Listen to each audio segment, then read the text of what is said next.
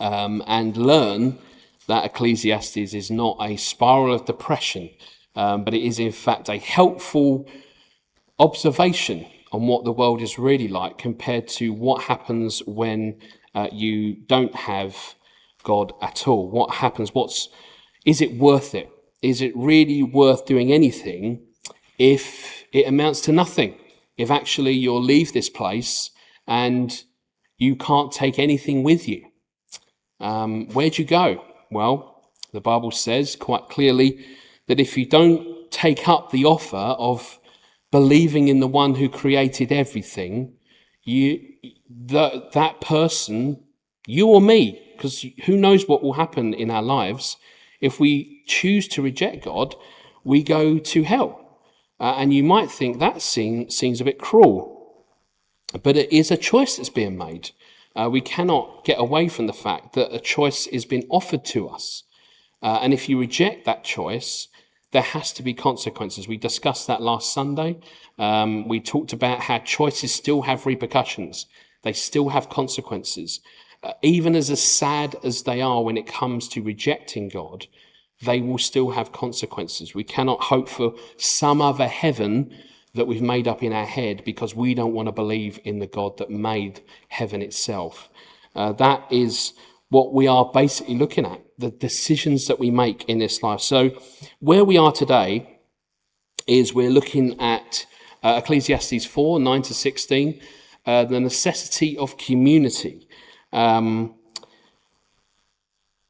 Last week we looked at, certainly the last few weeks maybe, we looked at the lonely climber, certainly in Ecclesiastes 4:8, that was a couple of weeks ago, who had 2 handfuls of success, but no son, no brother, and no friends. And Solomon tells us he spent his entire life fiercely outcompeting his neighbours, only to reach the top of the ladder and realise he had traded community for currency. What he'd actually done is he'd traded every human contact, every sense of community, healthy social community in that sense, for money, for wealth. And so as we look at today these verses, King Solomon is going to show us the cure for that isolation. What is the cure? What is the choice when it comes to not being isolated? What can we do to choose to make the other choice, to be involved in community? So we're going to look at Ecclesiastes chapter 4, and we're going to look at this together very closely, allowing Solomon's words and the images that he creates in these words to shape our understanding of why community is not just a nice addition to our lives, but it is absolutely necessary. So let's look at the first few verses here, verses 9 to 12 in chapter 4. 2 are better than 1 because they have a good return for their work. If one falls down, his friend can help him up, but pity the man who falls and has no one to help him. Also, if 2 lie down together, they will keep warm, but how can one keep warm alone? Though one may be overpowered, 2 can defend themselves. A cord of 3 strands is not quickly broken. If we look closely at what Solomon is saying here, we probably might see immediately that he isn't giving us an abstract philosophical concept about friendship. He's given us 3 quite specific but dangerous physical scenarios from the ancient world. In verse 10, he says, he talks about falling into a pit. Now, roads in ancient Palestine were treacherous, filled with unseen drop-offs, hidden crevices. If you fell in and broke a leg while walking alone, you probably died there. So very good practical advice from Solomon is that you probably should have someone with you.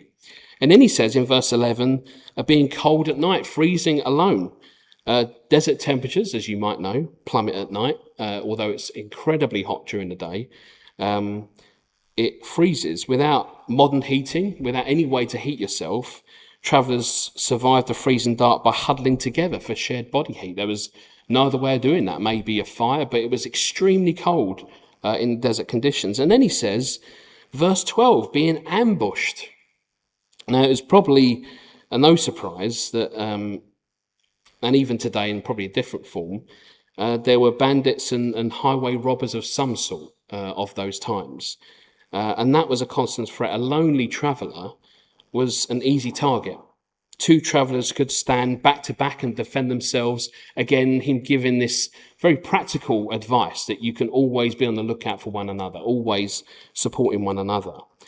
But what Solomon is doing here is painting this kind of vivid picture for us. He's not talking about community as a kind of luxury or a nice social club that you attend when you have free time. He's talking about a community as a matter of absolute life or death survival. He says you can't do without it. You cannot. Our recent experience of that would obviously be COVID, of being isolated. And we think now, what are the repercussions we're dealing with even today of those isolations of people, young people who were brought up in isolated environments that were going through their natural way of life, which was to make friends and to engage socially and all those actually healthy things. Imagine now we're actually handling the repercussions of that isolation. People who have not had those in crucial years of developing social connections with people, community with people, being disconnected from the communities they were part of as well. So we know from our point of view that this is dangerous, not just from Solomon's point of view. Now, of course, we're not ancient desert nomads. We can't relate to the specific example of walking through the desert. We don't have a desert. We don't have the same streets or places to get from Welling to Bexley-Heath. We have roadways and highways and buses and cars and all sorts of stuff. We're probably not worried about literally falling into a ravine on our way to the supermarket in Welling, or freezing to death in the desert night. So what do these physical dangers represent in our lives today? How does it help us to understand, even though the environment is different from what Solomon's describing, the context is relevant? Why do we desperately need a church family? Why have we created this place? Why is there such a thing as church? Jesus talked about church a lot. He talked about being a community together. Corinthians is the foundation of churches where things go wrong, things go bad, and correction has to come. The New Testament is full of examples of different churches. The book of Revelation has many churches, 7 churches describes in different ways, some good, some terrible, some sort of okay, indifferent. Well, we need to look at how these 3 scenarios that Solomon has put to us today, how they play out in our modern lives. Firstly, we need community for the times that we fall. Excuse me. If you look back at verse 10, which I should put on the screen, but verse 10 says, if either of them falls down, pity anyone who falls and has no one to help them up. I think we all know that in our journey being a Christian, we fall down. And we should be careful not to paint the picture that everything's just all right. Church should be a place where you feel safe to feel supported and to share what you're going through. And let me be clear, that doesn't mean that what the church should then do is pressure you into you sharing your entire intimate lives with each other. It should be a natural process, that you find safety, that you find trust among one another. Now, what we know, of course, is that takes a long time to build, but it can so easily be broken very quickly. The slightest thing, the slightest betrayal can cause us to reject all that work and say, that was it, it's the end, it's over. The betrayal is powerful, the betrayal is destructive. Even so, each of us individually are going to fall, and we're going to keep falling. We're going to keep stumbling. We're going to stumble into moral failure. We're going to make disastrous financial decisions. We're going to say things that deeply hurt the people that we love. And when a person falls into the pit of sin or failure, what they need is not a lecture from someone standing comfortably at the top, saying, how terrible that you are. The purpose of church, the purpose of community, is that the people that might not be necessarily suffering at that particular time can come and help those who are. Because the person who isn't maybe suffering at that time has suffered at some point and can bring that connection to the other person. So it's not a case of going, you should not have done that, you need correction. There is maybe correction to be done because maybe a sin has been committed, but within church, it's about God's love, isn't it? If God loved us at our worst, sent Jesus Christ to die at our most worst place in life, surely we can probably muster up some love for one another and get that understanding of what Jesus did for us, and so practice that same thing with one another. Understanding, not, and let me stress, not enablement. That's very typical. Not enablement. What we need is brothers or sisters who are willing to climb down into the dirt, put an arm around our shoulder, help us bear the weight of getting back out. And the issue is that if we isolate ourselves, our private struggles will eventually become our public downfall. We need a church family to pull us up. And second, we need community for the cold seasons. Look at verse 11 that says, how can one keep warm alone? There are certainly seasons in life that are spiritually and emotionally freezing. You might feel so disconnected from God that you will struggle to understand what is going on in your life and why maybe God has allowed things to happen. I would say this again, going back to the same point. There are others in church, every person in every church who has experienced that same coldness, that same disconnect sometimes from God. And the great thing about that is that we can all share that with other people. That we can say, yeah, I felt the same. You know what the worst thing is? It's for us to pretend to be very churchy and go, I don't know what you're talking about. We should just be prim and proper. We should just forget about all the bad stuff. I was told once, I won't say what the subject was, but I asked somebody, a leader, about certain addictions in a course that I was on. And I said to him, what do you do about that? How do you help people? And it was a men's course, a men's ministry course. How do you help people who are stuck in these addictions? And I named the addiction and I said, so how do we help him? How do we help this person? And he said, I don't think about that. I don't, it was so chilling to hear that even if it's the one particular addiction, but any addiction, that any Christian should say, I don't think about it. The answer to it is, I don't think about it. No, that is the problem. We can't help but think about it. Whatever X you put in there for the addiction, you can't help but think about it. The answer is not just push it down and ignore it. The answer is come around your brother and sister and help them, support them. Show them that you care. Show them that you care about where they are.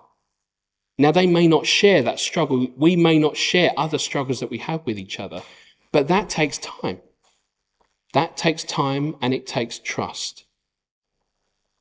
And we have to be really careful about those times because cold seasons, I think, can be so destructive in themselves that people will actually turn away from faith. When they're in the seasons where they are struggling to understand why God does or allows what he does or allows things to happen, and then we kind of don't come around those people or don't even offer our help, there is a possibility that someone will reject God entirely. Because here's the thing we fall into in the cold seasons. We fall into the thing that it's all about us. Because there's no outside objectivity. Someone is not helping you then to go, hold on a minute. Just think you're stuck in this very particular cold spell. It's horrible. It's freezing. You feel alone. But I'm going to help you to step back a bit and see what's been going on. See what God has been doing in the other things and how he's rescued you from those other things as well. We so quickly forget as human beings how we have been rescued by God so many times before in other situations, because the moment right now is the thing we focus on. Remember, Ecclesiastes is helping us to step back and go, hold on a minute. Let's look at it for what it really is. So there are seasons in life that are spiritually, emotionally freezing. Maybe a devastating medical diagnosis, a season of profound lingering doubt where you feel like your prayers are bouncing off the ceiling, and maybe you feel God has gone completely silent. And in those seasons, you often do not have the strength to generate your own spiritual heat, as it were. You cannot pray, you cannot sing. But what we need in those moments is the shared warmth of God's people. We need to sit in the pews, in the seats, maybe next to someone who will sing the hymn for us when our throat is too tight with grief. You need the warmth of someone else's faith even to sustain you until the morning comes. That's what you need sometimes. You know, sometimes here we sometimes don't pray out loud. And I do believe sometimes that's just because we're just awestruck. We're processing so much about who God is and what he's done for us that sometimes silence is the right answer. You might be praying in your mind, and that's awesome, that's great. But there are times when you just need to let God do the work. Other times, we want to give him thanks and praise. And when that happens, and even when we want to share not so nice stuff, if you're bold enough, I'm telling you now, that stuff will encourage the church, encourages trust between us. No prayers here are recorded, no prayers are live streamed, none of those things. This is a place here for gatherers in Christ to come and to share with one another our pains, our struggles, but also our joys and our victories. We each need to know, you know what? We all go through the same stuff. That's reassuring. That's helpful. People need to know that. And then we come on to the third thing, of course. We need community for the attack. Look at verse 12. Though one may be overpowered, two can defend themselves. The New Testament is very clear that we have an active spiritual enemy who prowls around, it says, like a roaring lion, seeking whom he may devour. And what do lions do? Actually, what do most animals do when they chase after prey? They isolate the weakest. They find the sheep that is isolated. They find the prey that has been left on their own. They only go after the centre of the flock to scatter them, so they all move away from one another. That was this amazing picture of what God has done here, even in the animal kingdom. He shows just how human behaviour is. Once the enemy comes in, either we knuckle down and we stop them from breaking us up, or we scatter and run away. And who's left? What about those who can't run away? What about those who can't get away from the preying lion? When the enemy attacks our minds with anxiety, when he attacks us with bitterness, when he attacks our faith with cynicism, we cannot fight a two-front war alone. We need brothers and sisters who will stand back to back with us in prayer and help us defend in the blind spots. And you know the blind spots, right? We call them blind spots, but we sort of know what they are, don't we? We sort of learn what they are as we go through. We think, wow, that's taken over my life. That's the thing that's not been healthy for me, yet I've been doing it and I shouldn't have been doing it because it's driven me to the wrong place. But we also need help for people to point them out to us with grace and with love and say simply, and we learned this in the mental health training, ask the same question twice. Are you okay? Yeah, I'm fine. Are you okay? And we've learned that it actually does break down the barrier. When you ask that question with genuineness that you want to know that they're okay, people see it. People have had experience of doing that same thing as saying, are you really okay? Don't pretend that everything's rosy, because clearly life is not like that. Now, of course, we have to be careful protecting ourselves. We have to be careful that we're not taking on all this stuff from other people as well, that we're trying to carry all their burden. So we have to put in some good lines to stop from being affected by all of that. We have to be able to help someone else at the same time. We have to know when to kind of step back a little bit and say, okay, we're going to stop here. You may meet that person for a coffee, you may go out with them or wherever it is. But we also have to protect our own mental health, our own spiritual health as well. We don't want to burn out. We don't want to be useless to each other. Unfortunately, church has in many ways encouraged the sense of just completely burning yourself out, laying yourself out in front of people and saying, just tell me everything. I'll take on everything that you've got. And lo and behold, the person who was trying to do a nice thing actually ends up burning themselves out. So there is a balance to strike, but community in church is incredibly important.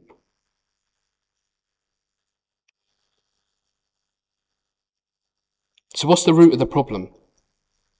Why is it that we do at times walk alone? Let's look at verses 13 and 14. It says, better a poor but wise youth than an old but foolish king, who no longer knows how to take warning. The youth may have come from prison to the kingship, or he may have been born in poverty within his kingdom.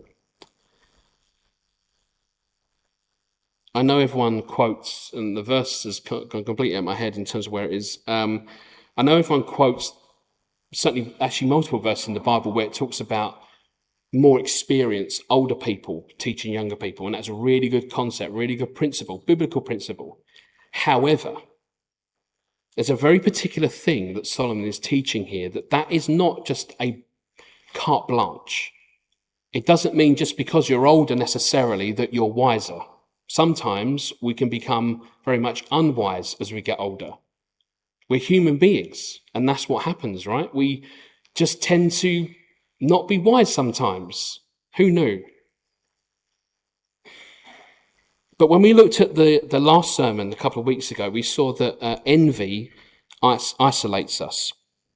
But what Solomon is showing us here is actually it's pride that isolates us. He says you have an old king who achieved everything. He has the crown, he has the wealth, and he has the power. But he says he is a fool.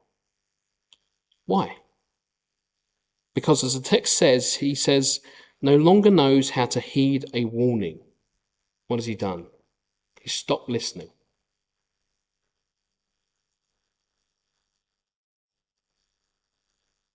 So this is a stark warning, actually, not just to those who are older, those who are getting older, and those who are younger who are getting older.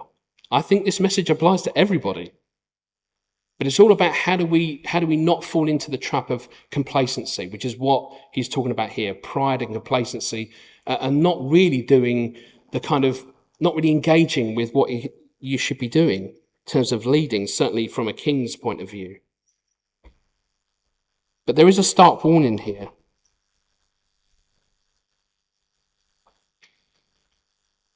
It is about age, but it is also about maybe achieving a certain level of respect, a certain level of stability, or even success.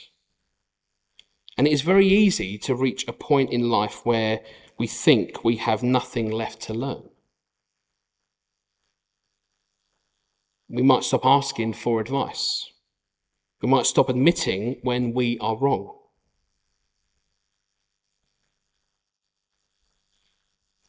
We sometimes put up walls of respectability. We stop confessing our sins, and we refuse to let anyone see our weaknesses or our struggles. And as a result, we can become the isolated, foolish king sitting on an empty throne.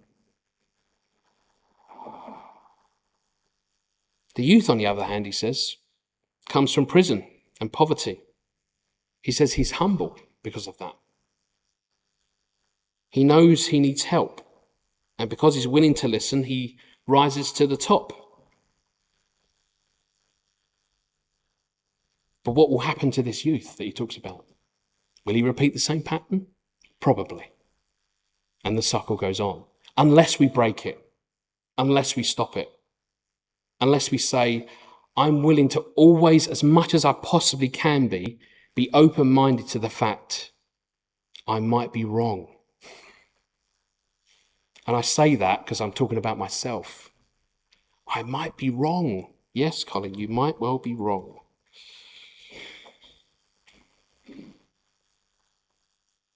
But as we look on, Solomon is probably the master of the plot twist here. As we look through the verses, we've seen already through these chapters. Look at verses 15 and 16 as we finish this section. I saw that all who lived and walked under the sun followed the youth, the king's successor. There was no end to all the people who were before them, but those who came later were not pleased with the successor. This too is meaningless, a chasing after the wind. Even, he says, the humble youth who gains millions of followers in different ways, but the same thing, is eventually forgotten by the next generation. What Solomon is saying here is that if we try to build our community purely on earthly popularity, on networking, or the number of people who admire us, he's saying it's just vapor. Those people will find someone else to admire, to network with, to follow when you leave this place.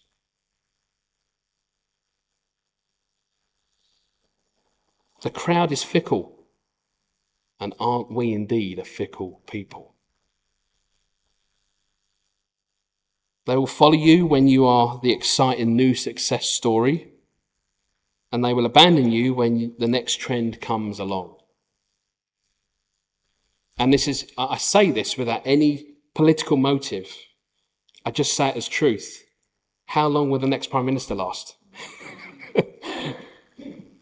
It's a fad. Even if someone has an amazing plan, a vision for the country, how long will it take before fickle people, us, say, I'm bored with this. I need something else to entertain me. I need a new person. I need someone who's really outgoing and who's really entertaining and so we go round and round again. Get bored, move on to the next thing. The earthly alliances, political power, and superficial networking will eventually fail us. We'll end up in the cold and we'll end up alone. So, what is the answer? It's this unbreakable third strand that he talks about. How do we build a community that actually lasts? How do we find true security? In verse 12, he says, a cord of 3 strands is not quickly broken. What is he talking about? If 2 people were better than 1, surely 3 are better. Surely 4 are better. Surely 5 are better. But there is a hard reality of human relationships. Human strands are fragile. If we try to build a church community solely on shared hobbies, political agreements, or even just mutual affection, that cord will eventually snap. I'm going to give you a news flash. We are sinners. We do terrible things. And some days we do terrible things to one another. Another piece of news you might not have heard of before, we let each other down. Friends will let us down. Spouses will hurt us. And even in the best church members will disappoint you. I need to be careful when I talk about marriage, I've realised as I was preparing this sermon. And I just need to make clear, because when I ever even mention anything about marriage, what I don't want you to do is to read anything more into that than me speaking in general terms, okay? Everything is great.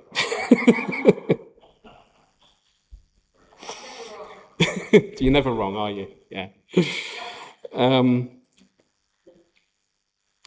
But I was very careful with that, and I thought, oh, that's really, because people will instantly think, oh, he's put that in there for a reason, right?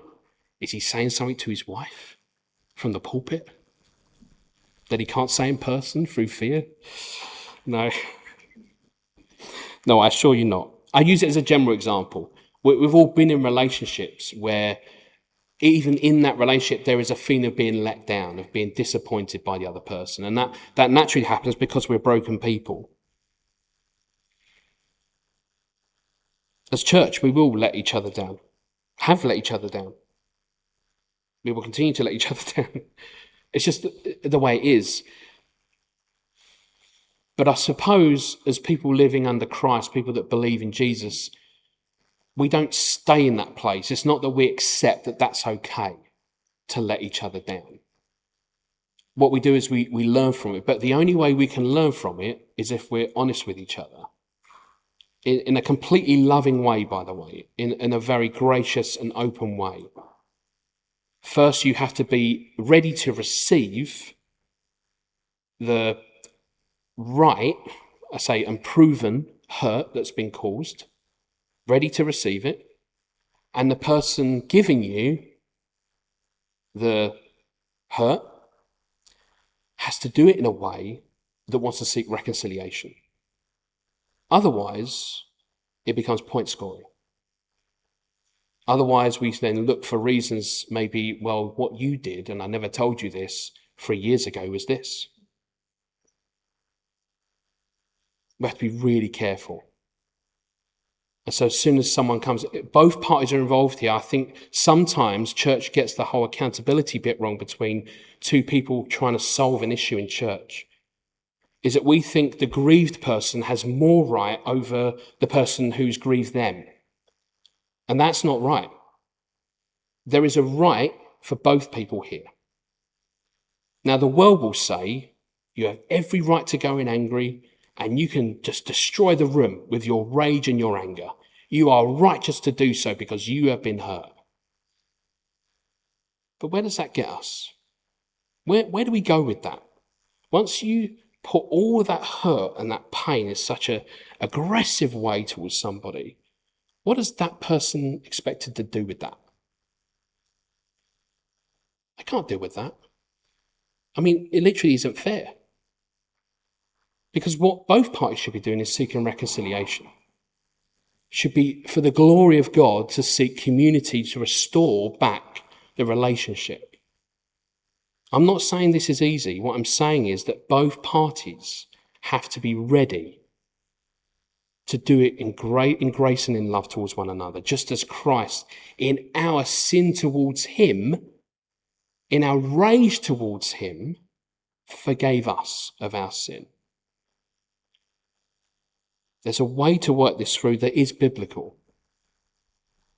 And it takes time, and we should be okay with things taking time.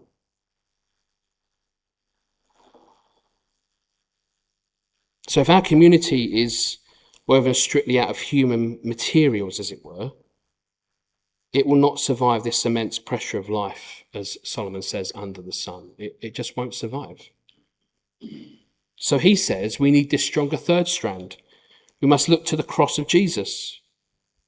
When Jesus came to earth, he willingly experienced the ultimate isolation so that we could be brought into the eternal family of God. Think about the physical realities we just looked at in our text. Consider what our Saviour endured for us.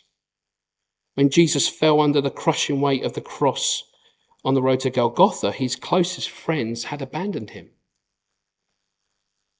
When he hung on the cross, stripped and exposed to the elements, he endured the freezing, bitter chill of God's wrath. And when the terrifying full weight of God's holy justice came against our sin, he bore that judgment entirely alone. He cried out, my God, why have you forsaken me?" Jesus took the ultimate pit, he took the ultimate cold and the ultimate attack upon himself so that you and I would never have to face the judgment of God alone. Because he rose from the grave, Christ is the unbreakable third strand.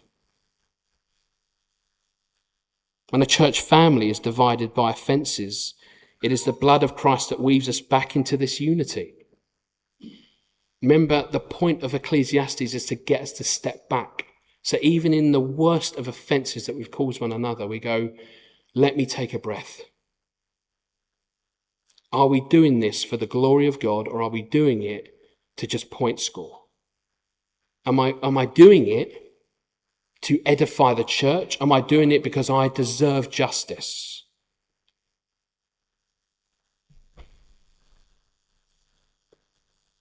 When we've fallen into a pit of our own making, we can probably think of the hands of Christ, the nail-pierced hands of Christ reaching down to us to pull us out.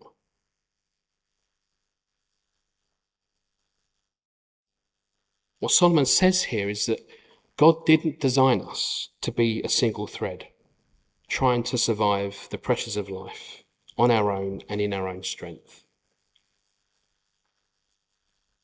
He's given us a family. Make no mistake, though, the church is not just a nice social club, because it's not truly a church until all people are woven together by Christ. It's not a church unless we are all dedicated to living to glorify God in that church. We don't come here for a social. And wouldn't this be, you've heard my sermons, wouldn't it be a terrible social if this was a social? You'd be leaving the room right now, wouldn't you? Because a social club would want to hear exactly what it wants to hear. That you are good, you're great, you're amazing. You'd be leaving the room right now, wouldn't you? And yet, thank you that you stayed.